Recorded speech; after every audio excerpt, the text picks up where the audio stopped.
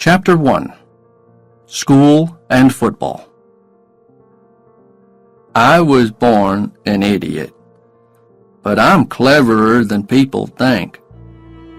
I can think things okay, but when I have to say them or write them down, sometimes they come out all wrong. When I was born, my mom named me Forrest. My daddy died just after I was born. He worked on the ships. One day, a big box of bananas fell down on my daddy and killed him. I don't like bananas much. Only banana cake. I like that all right.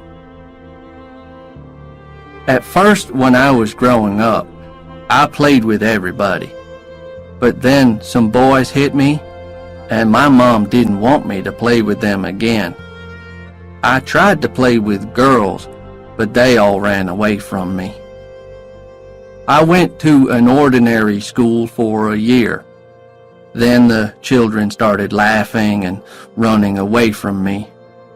But one girl, Jenny Curran, didn't run away, and sometimes she walked home with me.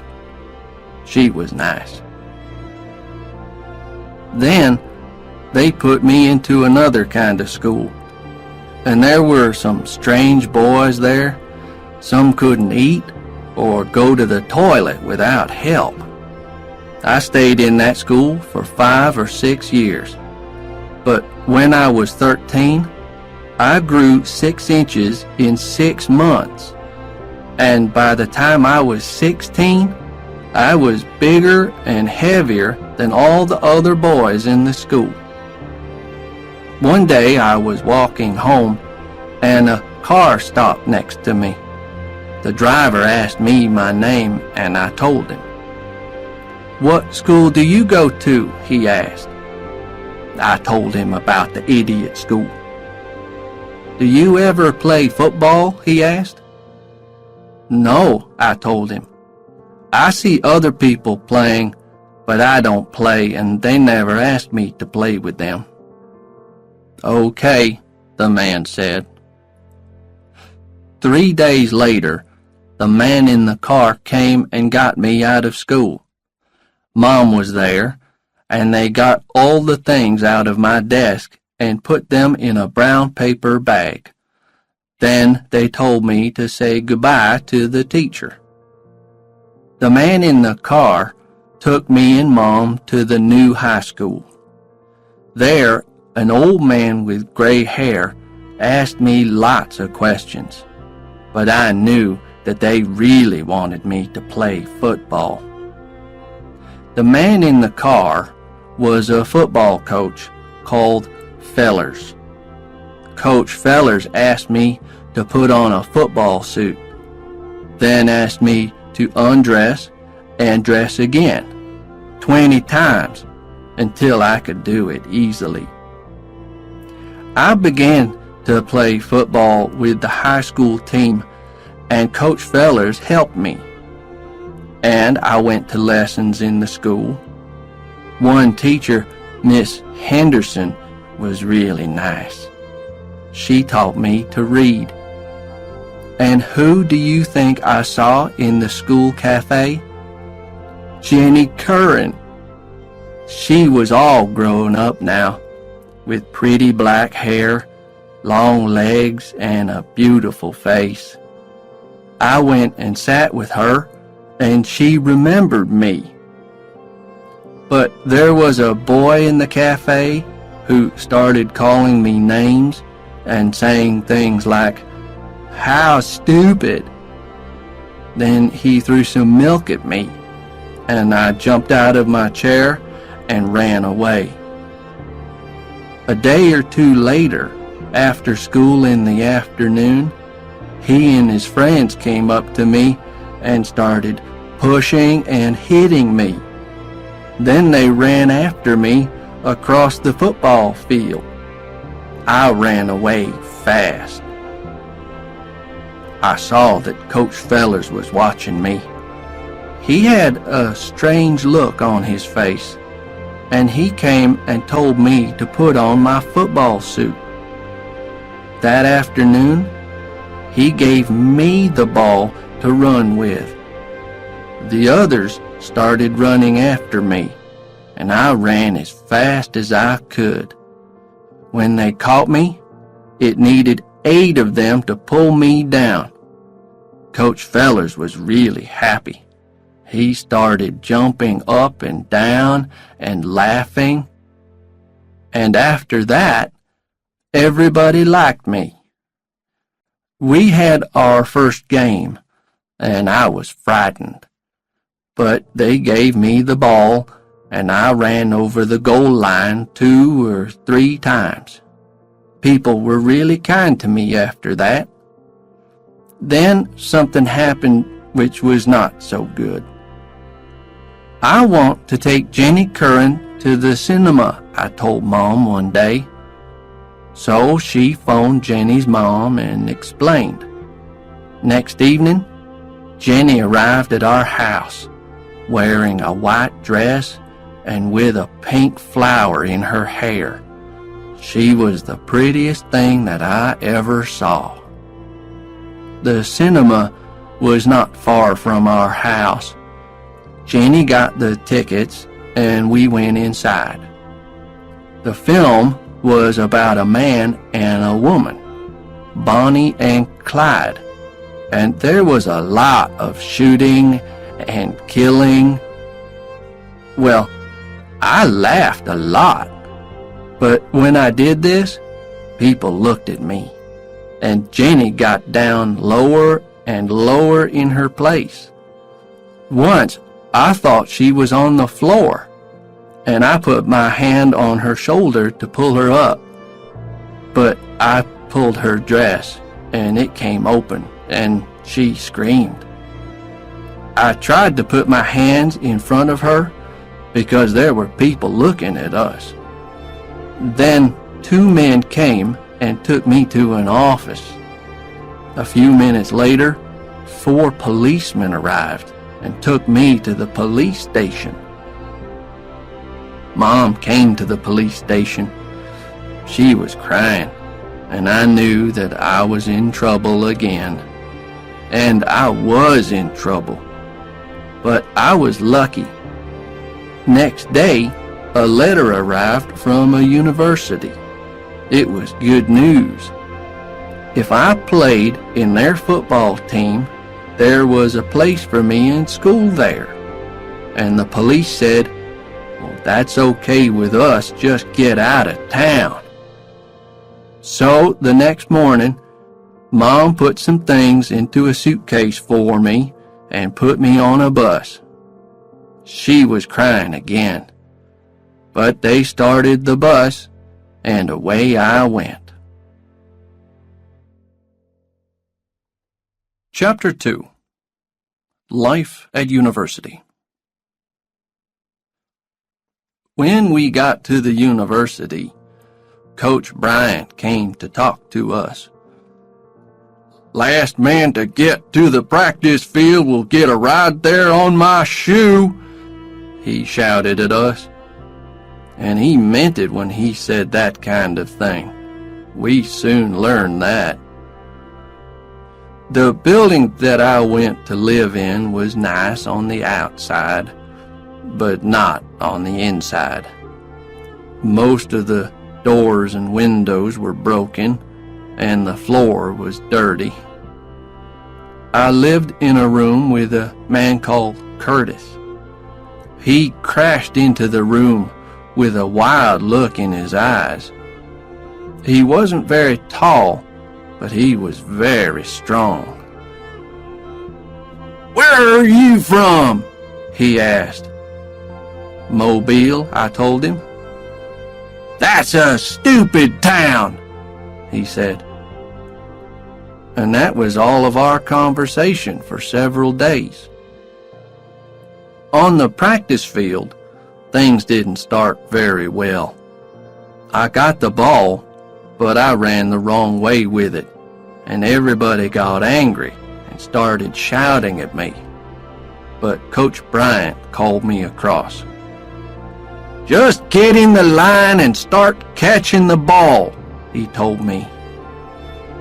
And then I told him something that he didn't want to hear. "They never taught me to catch a ball at high school," I said.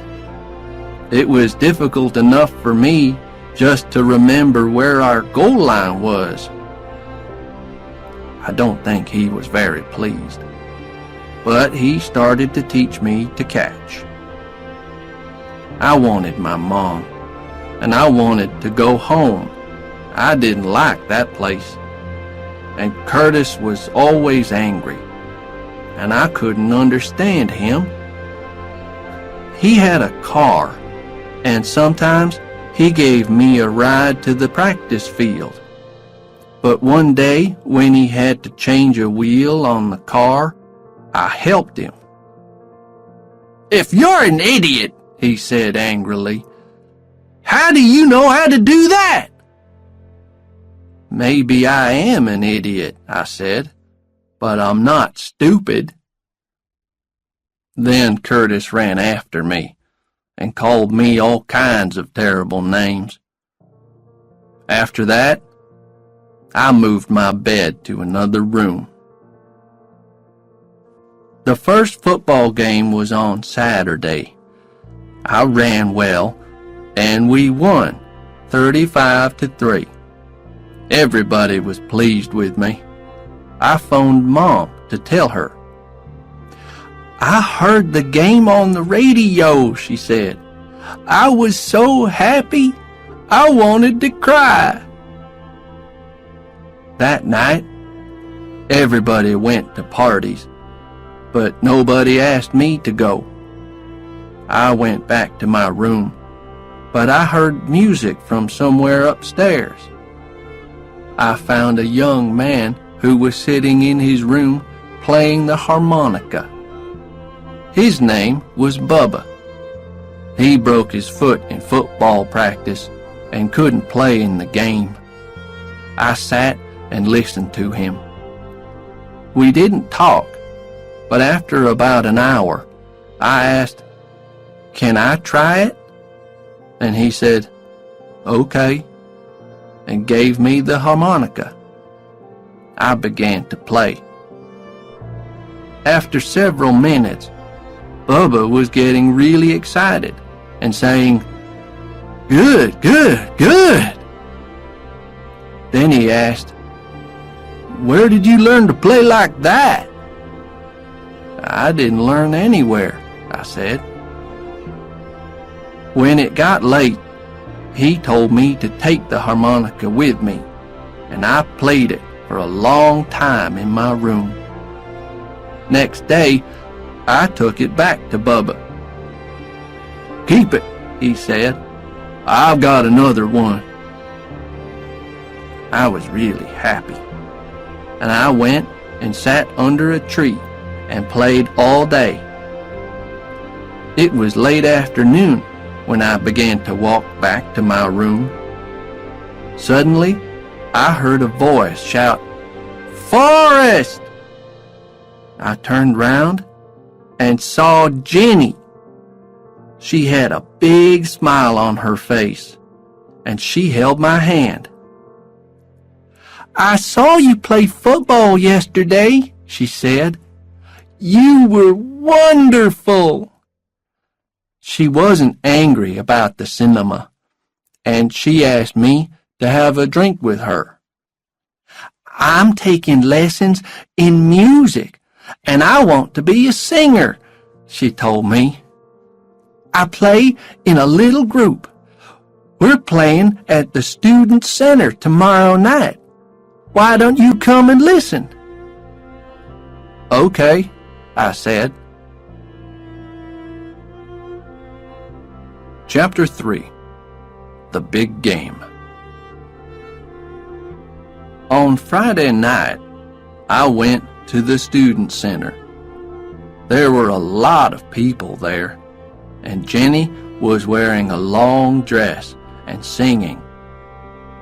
3 or 4 other people were in the group with her, and they made a good sound.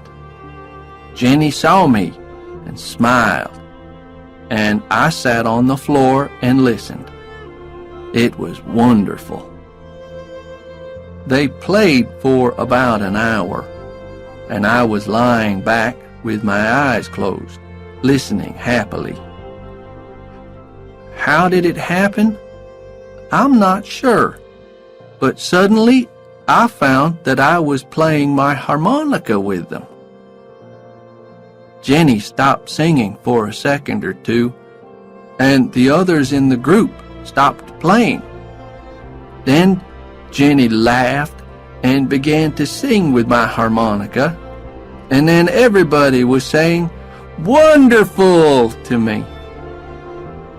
Jenny came to see me. "Forrest, where did you learn to play that thing?" "I didn't learn anywhere," I told her.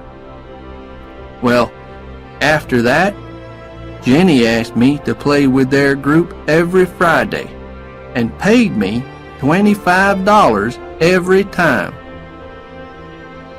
The only other important thing that happened to me at the university was the big game at the Orange Bowl in Miami that year.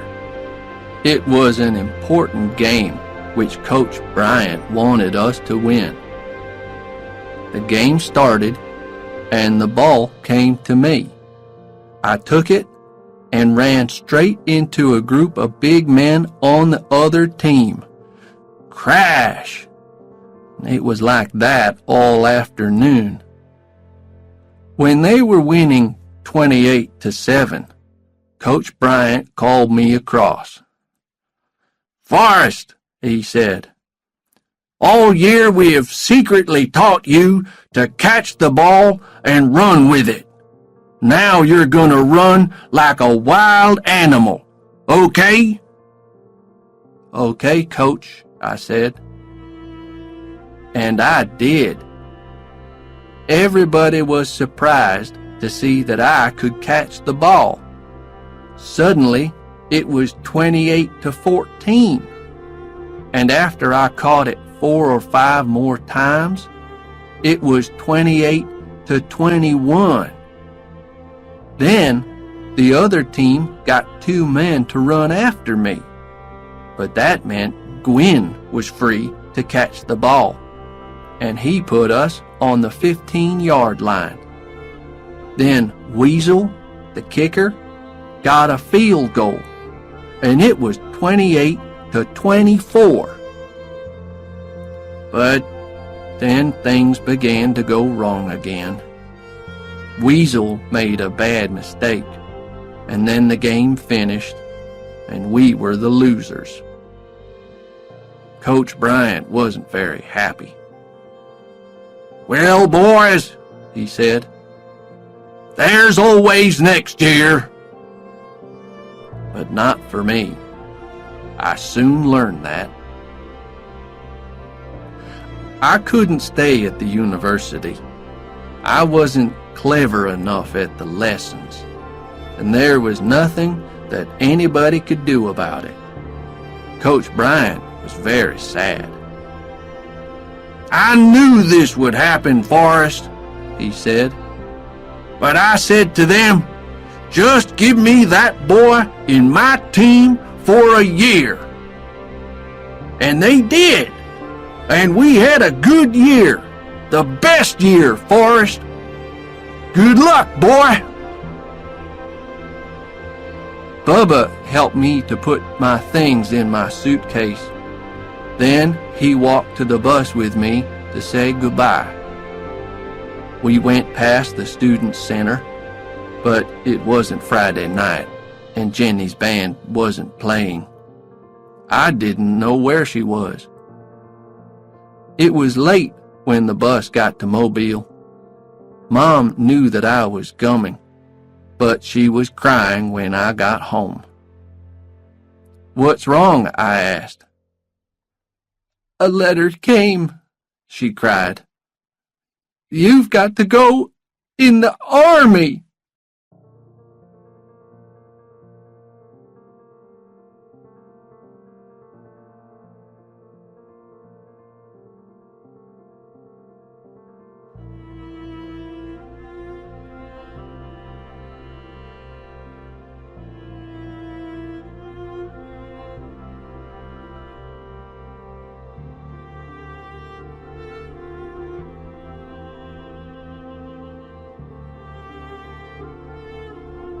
Chapter 4. Vietnam. After I left the idiot school, people were always shouting at me. Coach Fellers, Coach Bryant, and then the people in the Army. But I have to say this, the people in the Army shouted louder and longer than anybody. Fort Benning was in Georgia. After about 100 hours on a bus, me and a lot of other new young soldiers arrived there. The place where I had to live was just a bit better than the rooms at the university, but the food was not. It was terrible. Then, and in the months to come, I just had to do the things that I was told to do. They taught me how to shoot guns, throw hand grenades, and move along the ground on my stomach. One day, the cook was ill, and somebody said, "Gump, you're going to be the cook today." "What am I going to cook?" I said. "How do I cook?" "It's easy," said one of the men. "Just put everything that you see in the food cupboard into a big pot and cook it." "Maybe it won't taste very good," I said. "Nothing does in this place," he said. He was right. Well, I got tins of tomatoes, some rice, apples, potatoes, and everything that I could find. "What am I going to cook it in?" I asked one of the men. "There are some pots in the cupboard," he said, but the pots were only small. "You've got to find something," one of the other men said. "What about this?" I asked. There was a big metal thing about 6 feet tall and 5 feet round, sitting in the corner. "That's the boiler! You can't cook anything in that!" "Why not?" I asked.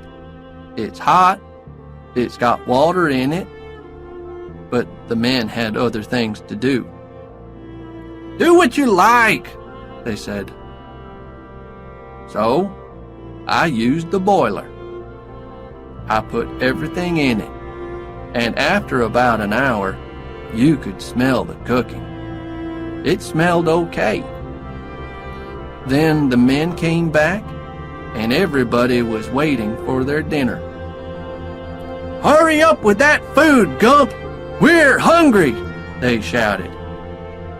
Suddenly, the boiler began to shake and make noises, and then it blew up. It blew the food all over us, me, and all the men who were sitting at the tables. "Gump!" they screamed. "You're an idiot!" But I already knew that. After a year, we went to Vietnam to fight in the war. One evening, we went to have a shower. The showers were just a long hole in the ground for us to stand in, while somebody threw water over us. We were standing in it when suddenly there was a strange noise. Then the ground began to blow up all around us. We threw ourselves onto the floor of the shower hole, and somebody started screaming. It was some of our men on the far side of the hole, and there was blood all over them.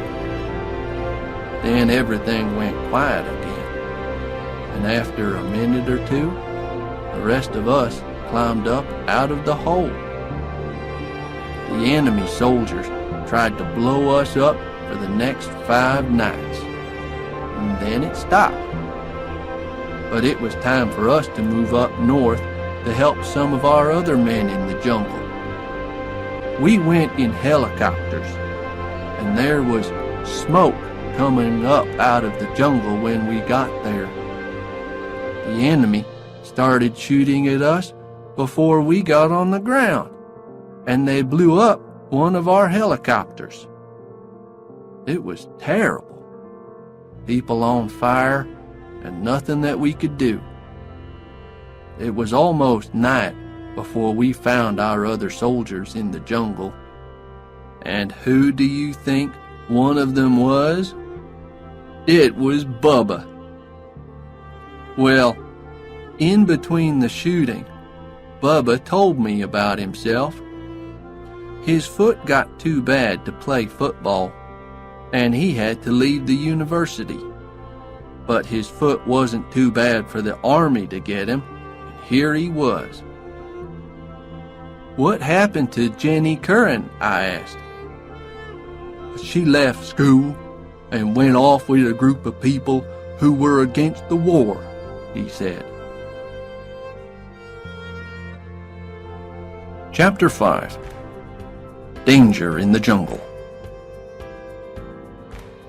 There was a little valley between two hills. We were on one hill, and the enemy was on the other.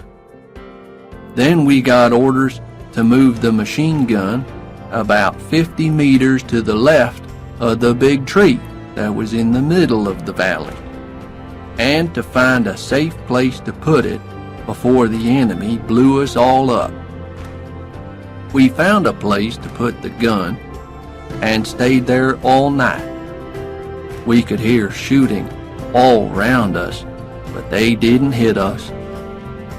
When it was day again, our planes came and they blew up the enemy soldiers. Then we watched while our men moved off the hill and came down into the valley. Suddenly, somebody started shooting at them. We couldn't see the enemy soldiers because the jungle was too thick, but somebody was shooting at our men. The shooting was in front of us, which meant that the enemy soldiers were in between us and our men. And this meant that the enemy was able to come back and find us, so we had to get out fast. We began to move back to the hill, but Doyle suddenly saw more enemy soldiers who were going towards our men. We waited until they got to the top, then Bones began shooting with the machine gun. He probably killed 10 or 15 enemy soldiers. Doyle and I and the other two men threw grenades. But then, an enemy soldier shot Bones in the head. I pulled the machine gun from his hands and shouted to Doyle. There was no answer. 2 of them were dead, and Doyle was only just alive. I picked up Doyle and put him across my shoulders. Then I ran towards the hill. There were bullets flying all around me from behind. And then I saw more enemy soldiers in the low grass in front of me. They were shooting at our men on the hill. I ran fast, shouting and screaming as loudly as I could. And suddenly, I was in the middle of our soldiers, and everybody was pleased and hitting me on the back. My shouting and screaming frightened the enemy soldiers away. They just ran. The weeks went past slowly. I got a letter from my mom, and I wrote back to her that everything was okay. I also wrote a letter to Jenny Curran and asked Mom to ask her parents to send it on to her, but I didn't get a reply. Bubba and I decided that we would get a shrimp boat when we got home again and catch shrimps and make a lot of money. Bubba planned it all. It started to rain one day, and it didn't stop for 2 months. But we still had to look for enemy soldiers, and one day we found them. We were crossing a rice field when suddenly they started shooting at us. Somebody shouted, "Back!" I picked up my machine gun and ran towards some trees. I looked round for Bubba, but he wasn't there. Then I heard that he was out in the rice field, and he was hurt.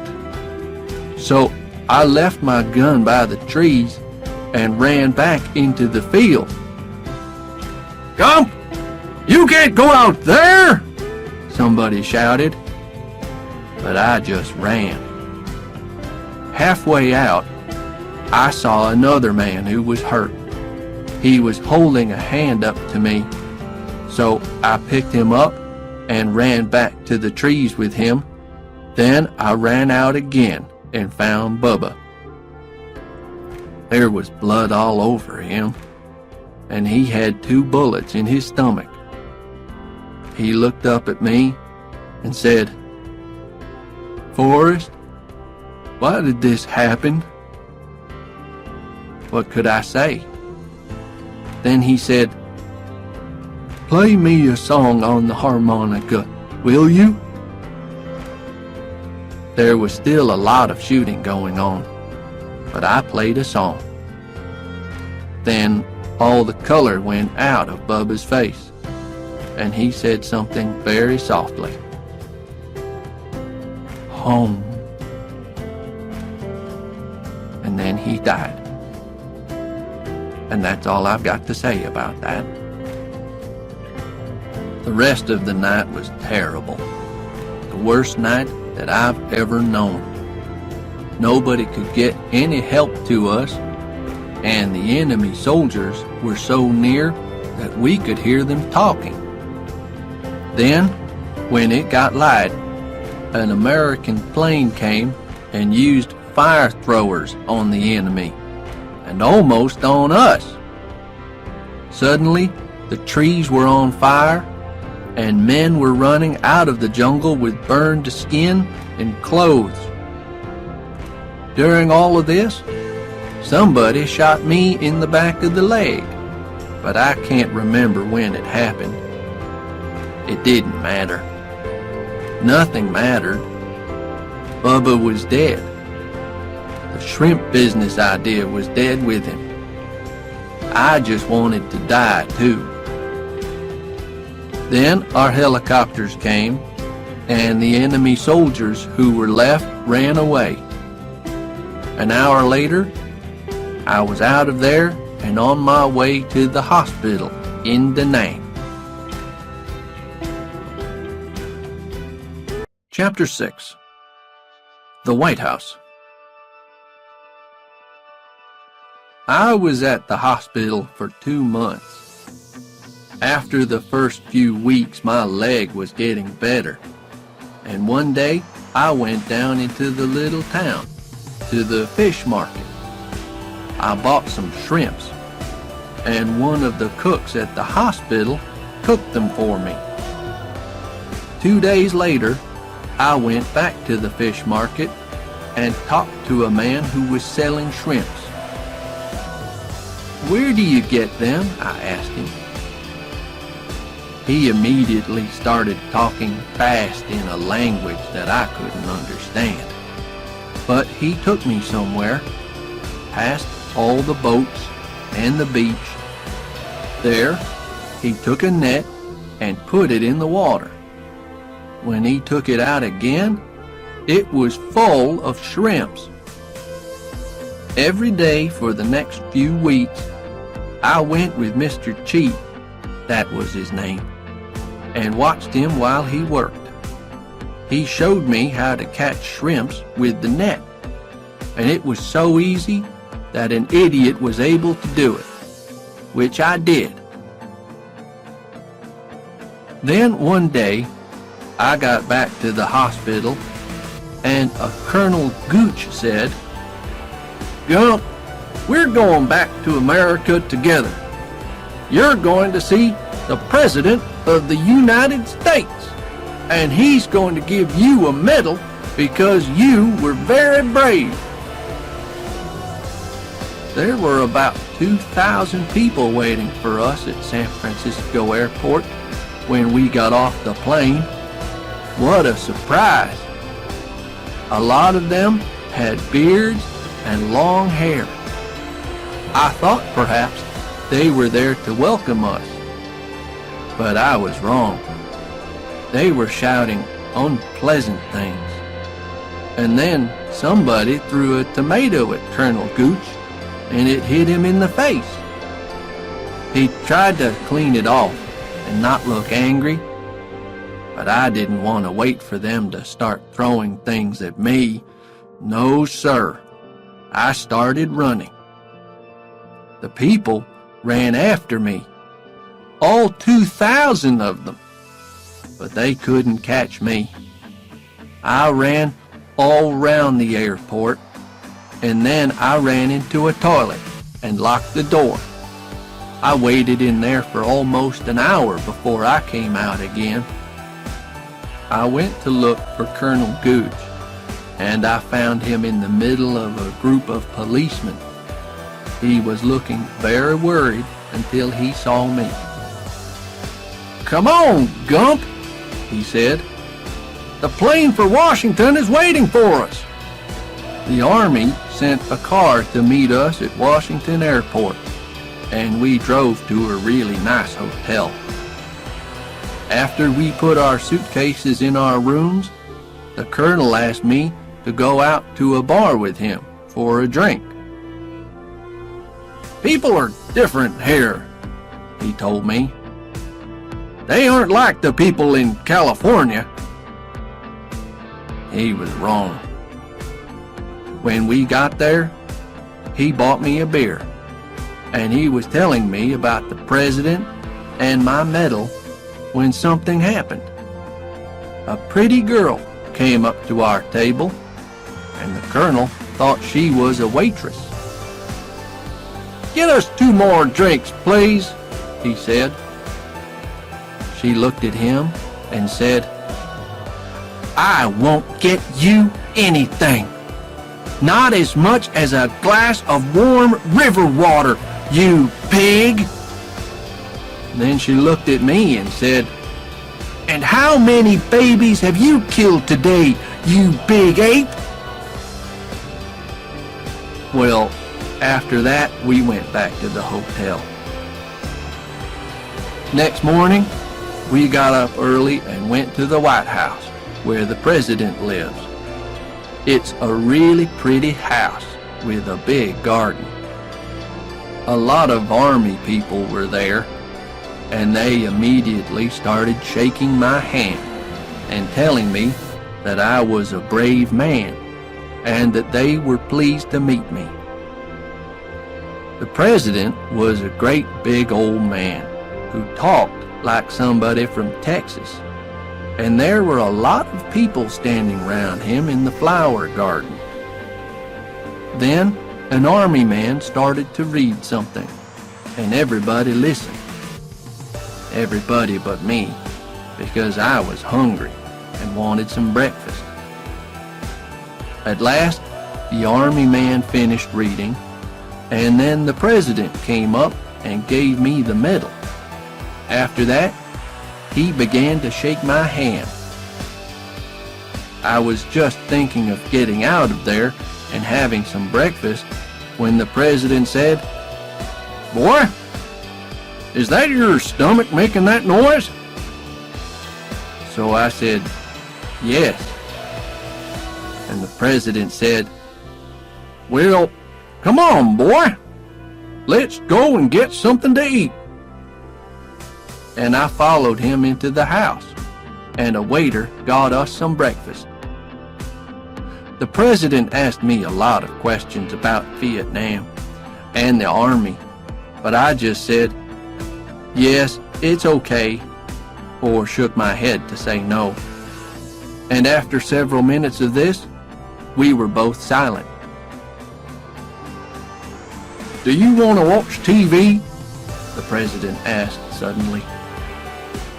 So, me and the President of America watched TV while I ate my breakfast. Later, when we were back in the garden, the president said, "You were hurt, weren't you, boy? Well, look at this." And he pulled up his shirt and showed me the place on his stomach where he was hurt once. "Where were you hurt?" he asked me.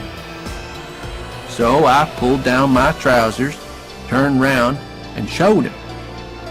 Well, lots of newspaper men started taking photographs before Colonel Gooch could run across and pull me away. That afternoon, back at the hotel, he came to my room shouting and throwing newspapers onto the bed. And there I was, on the front page, with my trousers down. "Gump, you idiot!" shouted Colonel Gooch. "Yes, sir," I said. "That's what I am. But I just try to do the right thing." End of CD 1. Chapter 7. Meeting Jenny again. Soon after that, I heard that I was leaving the army early, and they gave me some money for a train ticket to go home.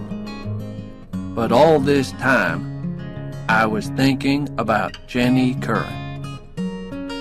Just before I left the hospital in Da Nang, I had a letter from her.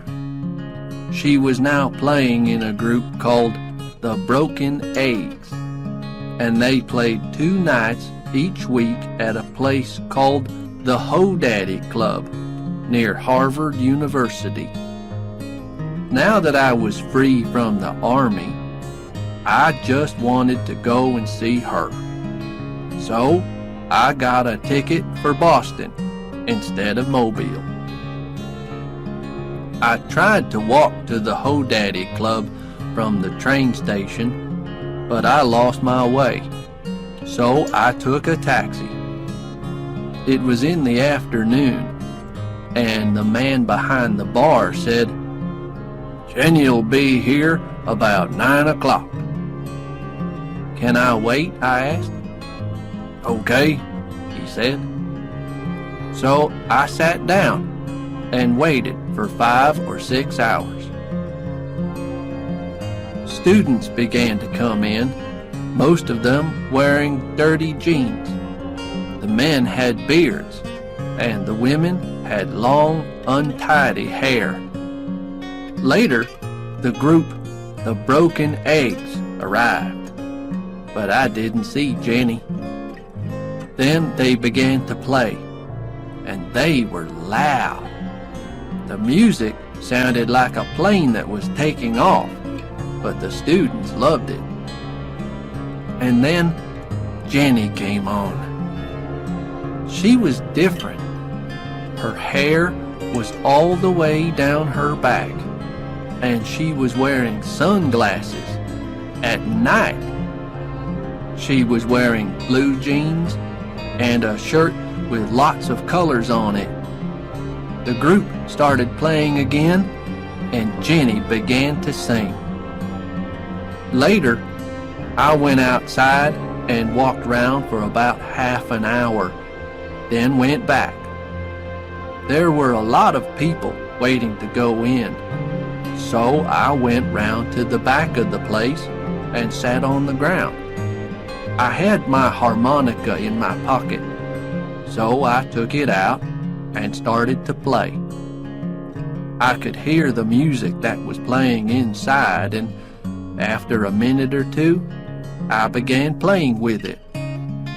Suddenly, a door behind me opened, and there was Jenny. "Who is that playing the harmonica?" she said, and then she saw me. "Forrest Gump!" and she ran out of the door and threw her arms round me. We talked together until it was time for her to sing again. "I didn't leave school," said Jenny. "They threw me out after they found a boy in my room one night. I went to California and stayed there for some time." She laughed.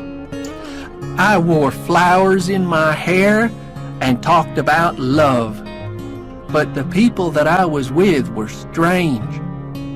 Then I met a man, and we came to Boston, but he was dangerous.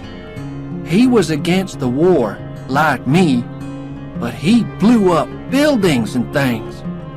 I couldn't stay with him.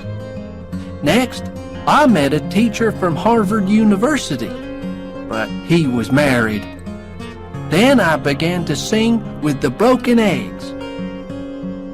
"Where do you live?" I asked. "With my boyfriend," she said. "He's a student. You can come back and stay with us tonight." The boyfriend's name was Rudolph. He was a little man, and he was sitting on the floor with his eyes shut when we got to Jenny's flat.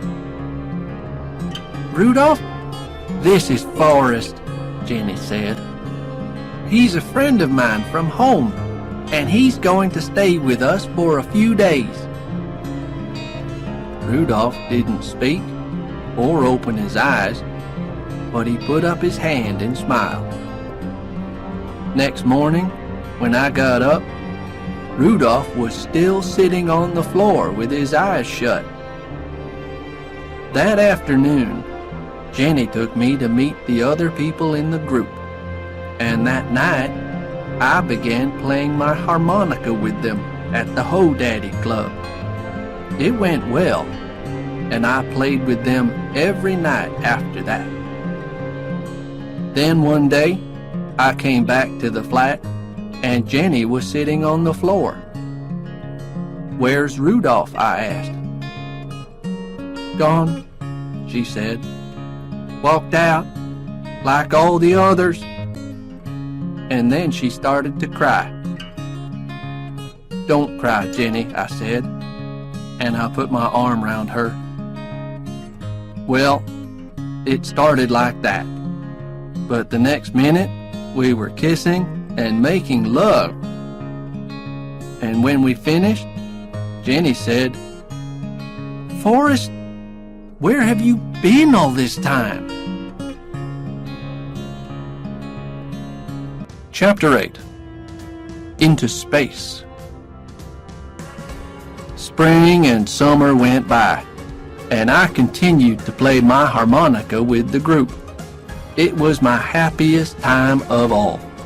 But, you've guessed it, something went wrong. How did it happen? I don't know. But one night I was sitting outside the Ho Daddy Club, smoking a cigarette, when a girl smiled and came up to me. She sat down across my legs and put her arms round me. She was laughing and kissing me, and I didn't know what to do. Suddenly, the door opened behind me, and there was Jenny. "Forrest, it's time to..." She stopped when she saw me with the girl. Then she said, "Oh no, not you too!" I jumped up and pushed the girl away. "Jenny," I said. "Stay away from me, Forrest," she said. "You men are all the same. Just stay away from me." She didn't speak to me again that night, and the next morning, she told me to find another place to live. I went to live with Moses, one of the other men in the group, and soon after that, Jenny went to Washington to talk and work against the war. Moses wrote down the address for me. So, I went back to Washington too. There was a lot of trouble there. Police were everywhere, and people were shouting and throwing things, and the police were taking some of them away. I went to find Jenny's address, but there was nobody at home. I waited outside for most of the day. Then, at about 9 o'clock, a car stopped near the house, and some people got out. And there she was. I started to walk towards her, but she turned and walked away.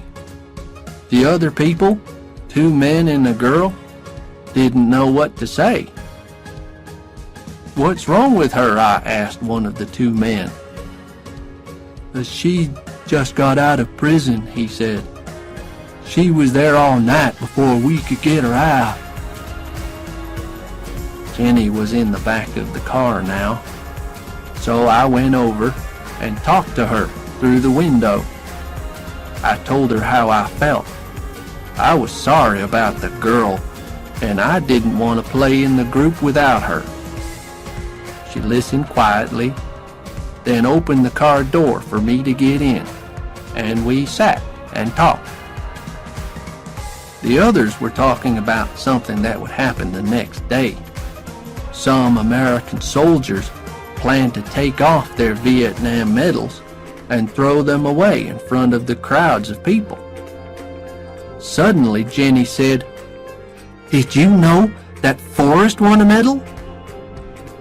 The others went quiet and looked at me, then looked at Jenny. Next morning, Jenny came into the living room. I was sleeping on the floor of their house. She woke me up. "Forrest," she said, "I want you to do something for me." "What?" I said. "I want you to come with us today, and I want you to wear your army clothes." "Why?" I asked. "Because you're going to do something to stop all the killing in Vietnam." You can guess what I had to do, can't you? I had to throw away my medal with the other American soldiers. But because my medal was a more famous medal than theirs, it was more important to Jenny and her friends. But it got me into more trouble. Oh, I threw my medal away okay, but it hit somebody really important, one of the president's men. So they threw me into prison. Why do things like that always happen to me? As it happened, I didn't stay in prison long, because they soon realized that I was an idiot, and they put me in a special hospital for idiots. It was the doctors at the hospital who decided to send me to NASA. That's the Space Center at Houston in Texas. "You're just the kind of person they're looking for," the doctors told me. I soon understood why. NASA sent me on a journey into space with a woman and an ape. Me, a spaceman. It was very strange. All kinds of things went wrong because of that ape. Instead of coming down in the sea when we returned, the spaceship came down in the jungle somewhere, and it was 4 years before the NASA people found us. But the ape and I were soon good friends. His name was Sue. Yes, I know it's a girl's name, but they sent a male ape up by mistake, and NASA didn't like to tell the newspapers that. And it was in the jungle that I met Big Sam, a man who taught me to play chess, and that was important, as you will see later. Chapter 9. A Real Idiot. Of course, the first thing that I wanted to do when I got back to America was find Jenny. So I phoned Moses in Boston. "The Broken Eggs group has broken up," he told me. I don't know what happened to Jenny. I heard that she went to Chicago, but that was 5 years ago. Do you have a telephone number or anything? I asked. It's an old number, he said, but perhaps she's still there. I phoned the number, and she wasn't. Jenny Curran? A man's voice said. She went to Indianapolis, got a job at the Temporary factory. So I went to Indianapolis on the bus. The Temporary factory was outside the town.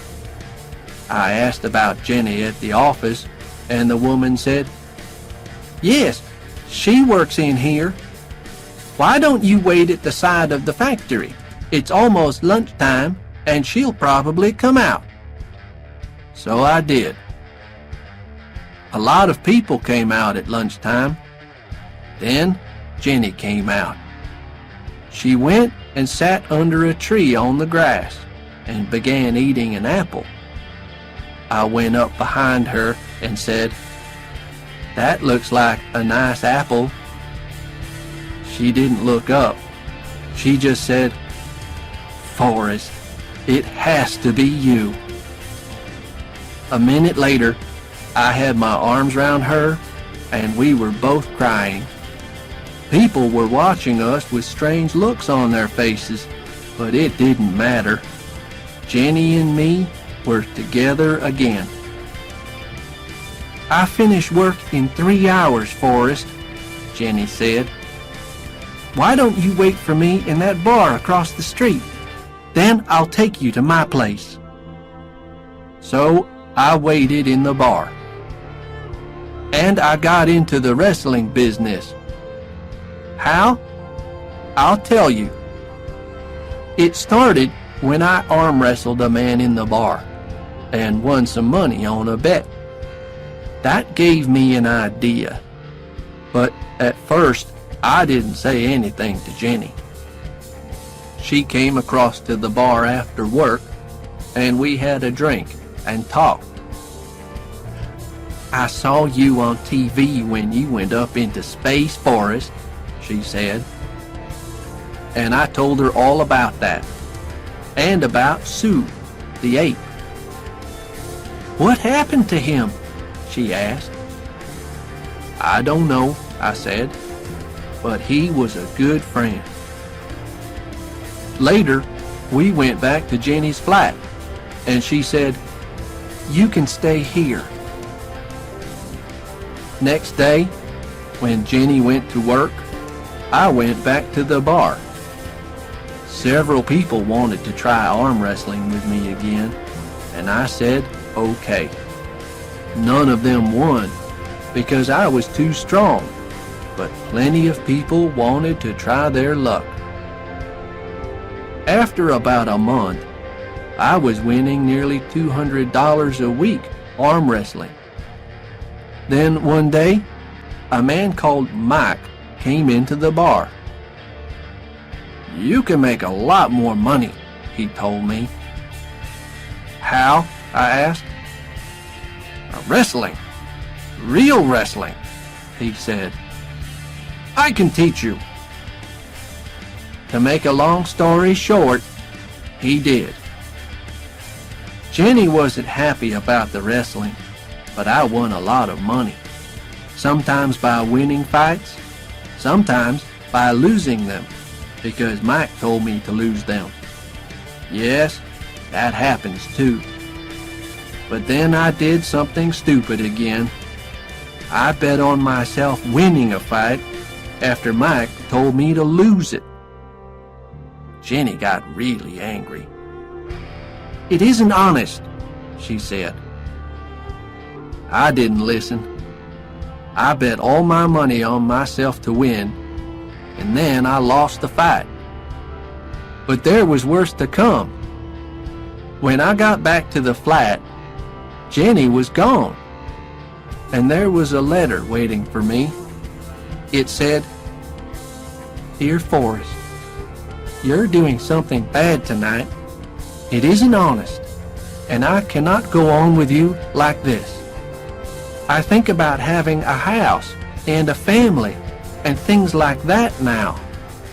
I watched you grow up big and strong and good. And then in Boston, I realized that I loved you, and I was the happiest girl in the world. But then there was that girl outside the Hodaddy Club. Then you went up into space, and I lost you for 4 years. And I think you changed. And I think perhaps I changed too. I just want to live in an ordinary way now, so I must go and find it. I am crying while I write this, but please don't try to find me. Goodbye, my dear. Love, Jenny. And for the first time ever, I knew that I was a real idiot. Chapter 10. Money for playing games. I decided to go home to Mobile, but the bus stopped at Nashville on the way, and I went into town for a drink and something to eat. I was going past a hotel when I looked in the window and saw some people who were playing chess. Like I said before, Big Sam taught me how to play chess when I was in the jungle. Well, I went into the hotel to watch them, but it was a special chess tournament, and it cost $5 to watch, so I didn't go into the chess room. I was just walking out again when I saw a little old man who was playing chess with himself at a table near the door. I had another hour before I had to catch the bus again, so I went across and watched him. Then I said, "If you make that move, you'll lose your queen." He didn't look up, but after a minute, he said, "Perhaps you're right." It was time for me to get back to the bus station, but when I started to leave, the old man said, "Why don't you sit down and finish this game with me?" "I can't," I said. "I have to catch a bus." So he waved at me with his hand, and I went back to the bus station. But I missed the bus that evening, and there wasn't another one until the next day. So I walked back to the hotel, and there was the little old man, still playing against himself.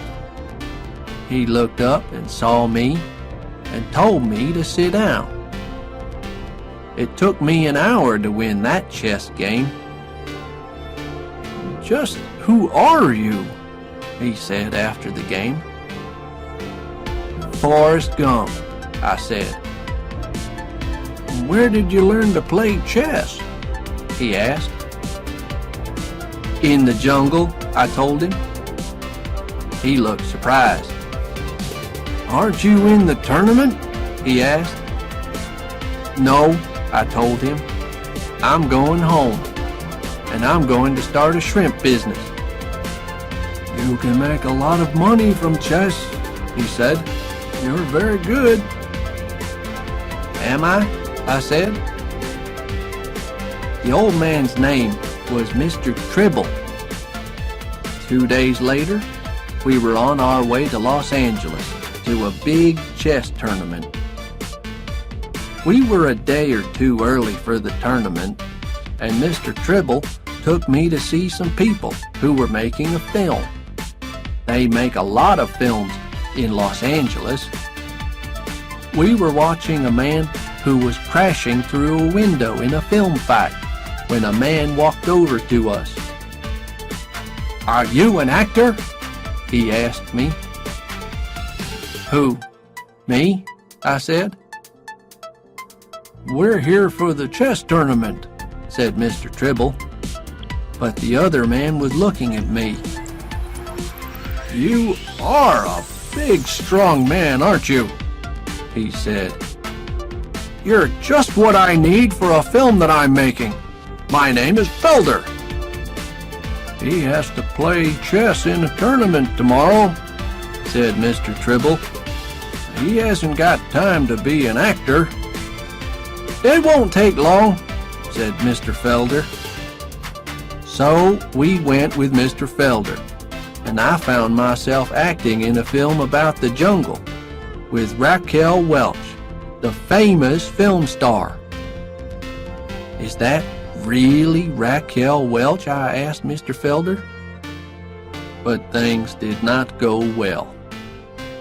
Somehow, when I was helping Miss Welch to escape from the jungle, her dress came off, and I had to run into the trees to hide her. But who do you think we met there? Sue, the ape. He was in another film. The three of us ran out of there fast, and Miss Welch shouted and screamed. No, things didn't go very well. I wasn't an actor for very long. I think Mr. Tribble was secretly pleased. I was pleased because I was back with Sue again.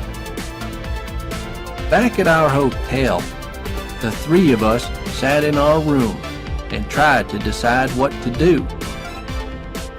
"It's going to be difficult traveling with an ape," said Mr. Tribble.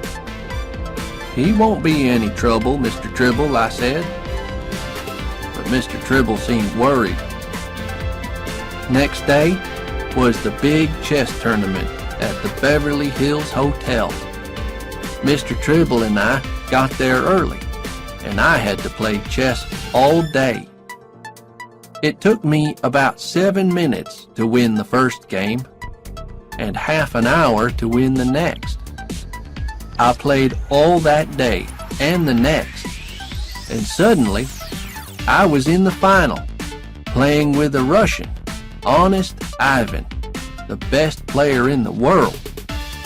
He was a big man with long black hair, and he didn't want to lose. It was a long game. Honest Ivan was good, very good. But just when Honest Ivan seemed to be winning, Sue ran across the room and jumped onto the chess table. Honest Ivan fell off his chair, and everybody started screaming and running everywhere.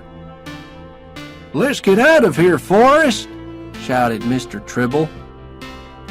We got back to the hotel and hurried up to our room.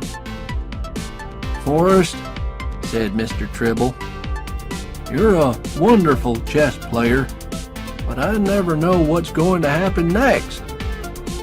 Here's half of the money that you've won. It's almost $5,000. Take Sue back to Alabama with you and start your shrimp business." He shook my hand and gave me his address. "Write to me sometimes, Forrest. Good luck." Chapter 7.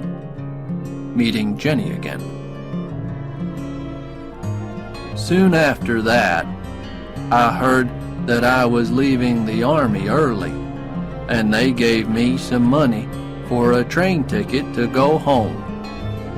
But all this time, I was thinking about Jenny Curran. Just before I left the hospital in Da Nang, I had a letter from her. She was now playing in a group called the Broken Eggs, and they played 2 nights each week at a place called the Ho-Daddy Club near Harvard University. Now that I was free from the army, I just wanted to go and see her. So I got a ticket for Boston instead of Mobile. I tried to walk to the Ho-Daddy Club from the train station, but I lost my way, so I took a taxi. It was in the afternoon, and the man behind the bar said, "Jenny'll be here about 9 o'clock. "Can I wait?" I asked. "Okay," he said. So I sat down and waited for 5 or 6 hours. Students began to come in, most of them wearing dirty jeans. The men had beards, and the women had long, untidy hair. Later, the group, the Broken Eggs, arrived, but I didn't see Jenny. Then they began to play, and they were loud. The music sounded like a plane that was taking off, but the students loved it. And then Jenny came on. She was different. Her hair was all the way down her back, and she was wearing sunglasses at night. She was wearing blue jeans and a shirt with lots of colors on it. The group started playing again, and Jenny began to sing.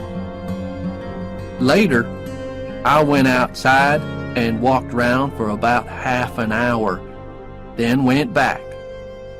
There were a lot of people waiting to go in, so I went round to the back of the place and sat on the ground.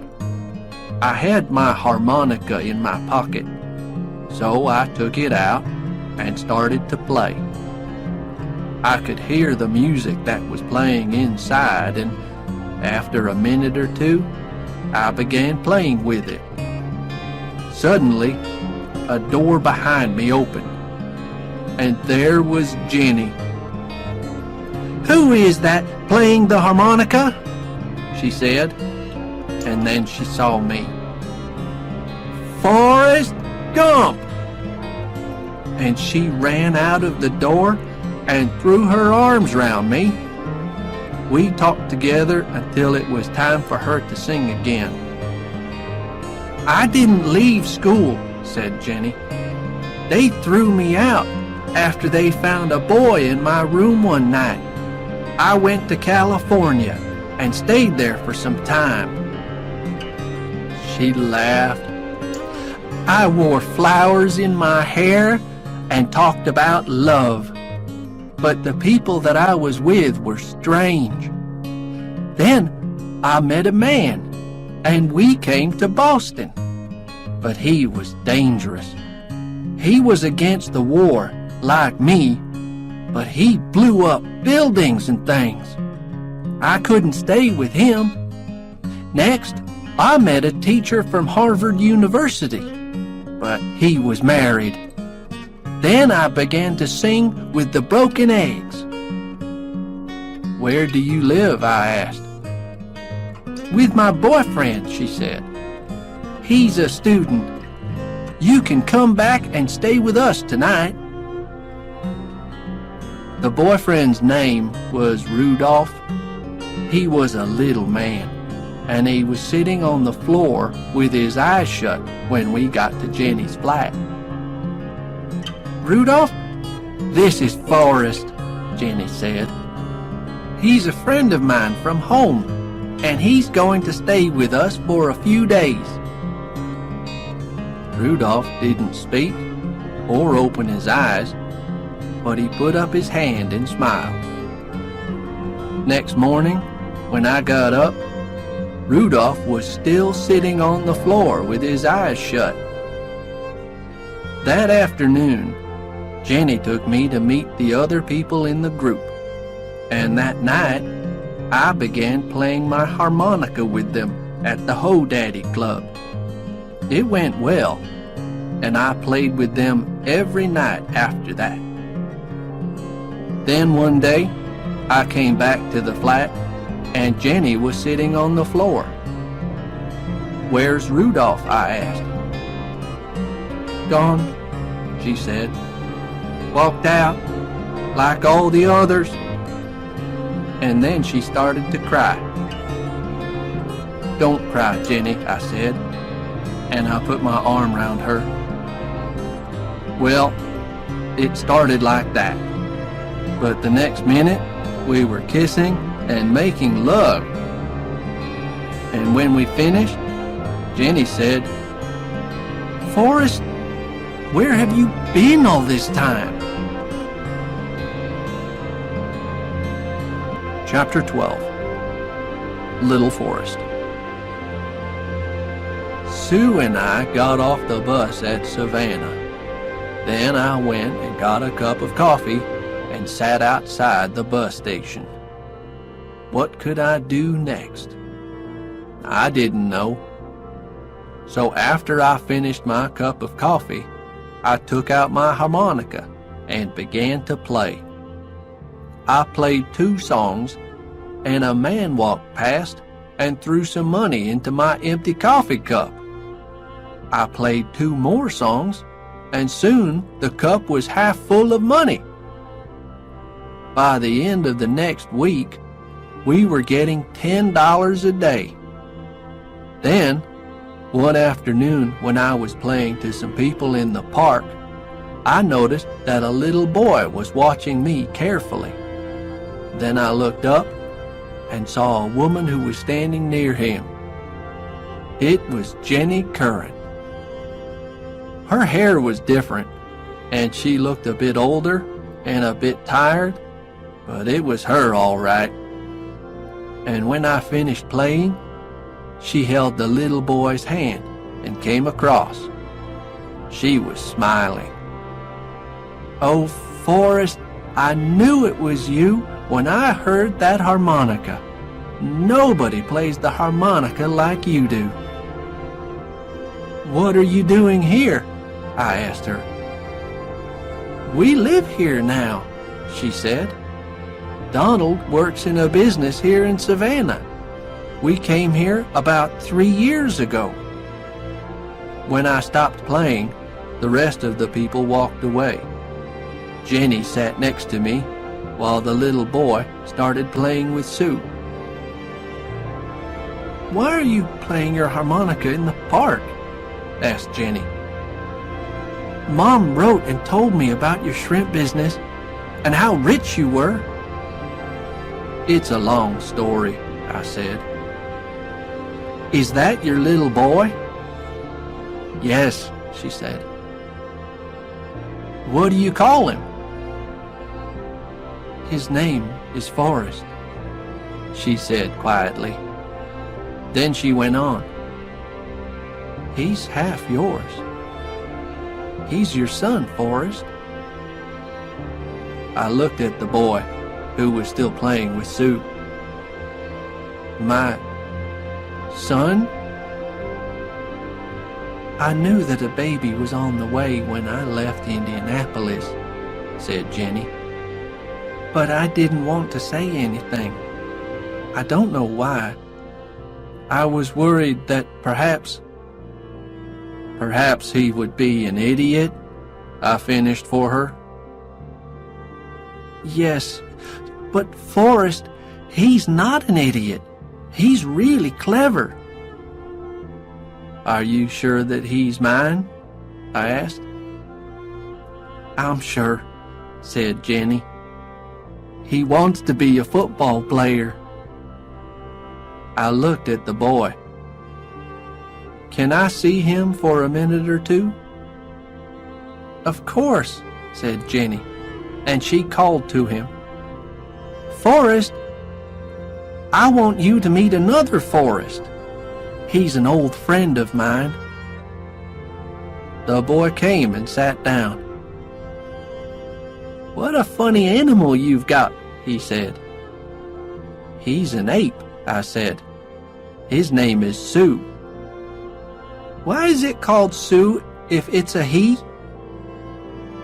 I knew then that I didn't have an idiot for a son. "Your mom tells me that you want to be a football player." "Yes," he said. "Do you know anything about football?" "A bit," I said. "But ask your daddy. He'll know more than me." He put his arms around me for a second, then went off to play with Sue again. Jenny looked at me. "How long have we been friends, Forrest? 30 years? Sometimes it doesn't seem true." She moved nearer and gave me a kiss. "Idiots," said Jenny. "Who isn't an idiot?" Then she got up and held little Forrest's hand, and they walked away. Well, after that, I did a few things.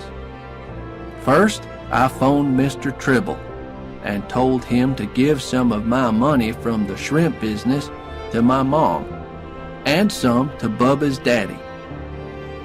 Then, send the rest to Jenny and little Forrest, I said. That night, I sat up thinking. Perhaps I can put things right with Jenny, I thought, now that I've found her again. But the more I thought about it, the more I finally understood that it was better for the boy to be with Jenny and her husband and not to have an idiot for a father. An idiot? Yes, I'm an idiot. But most of the time, I just try to do the right thing.